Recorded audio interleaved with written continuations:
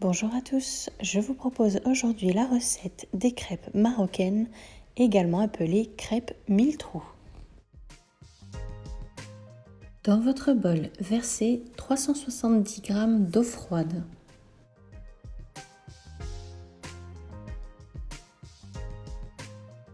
Ajoutez ensuite 150 g de semoule de blé dur et fine. Ajoutez ensuite 75 g de farine. Ajoutez ensuite 10 g de sucre en poudre et 2 pincées de sel.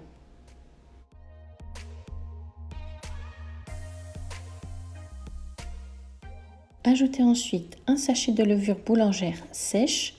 Donc c'est la levure qui se présente en petits sachets mais sous forme de petites billes. Et enfin, ajoutez l'équivalent de 2 cuillères à café de levure chimique.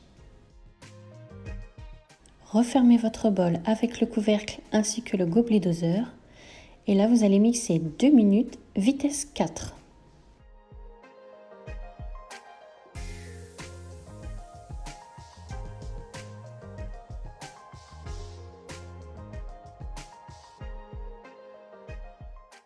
Alors, au terme de 2 minutes, on obtient une pâte assez liquide. Donc cette pâte, il faut la laisser reposer 30 minutes. Donc tout simplement, replacez votre couvercle avec le gobelet doseur et laissez dans un coin reposer 30 minutes.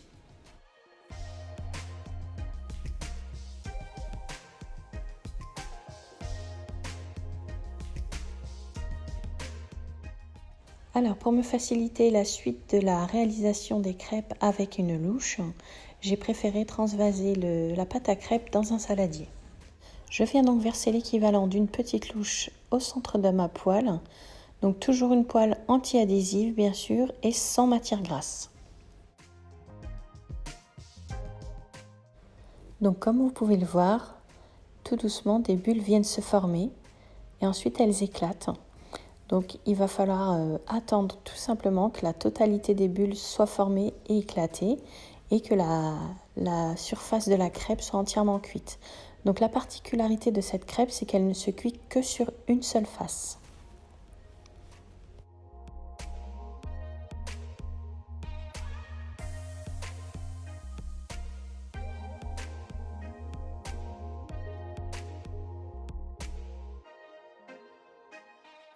Et voilà, à ce stade, ma crêpe est cuite.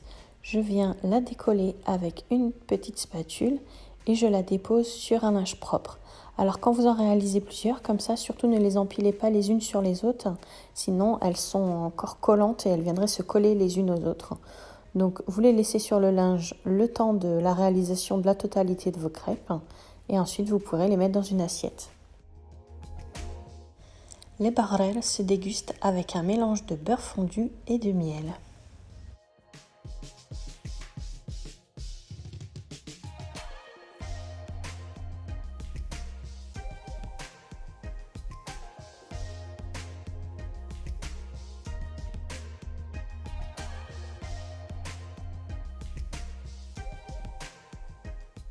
Vous pouvez également en préparer en grosse quantité et les congeler.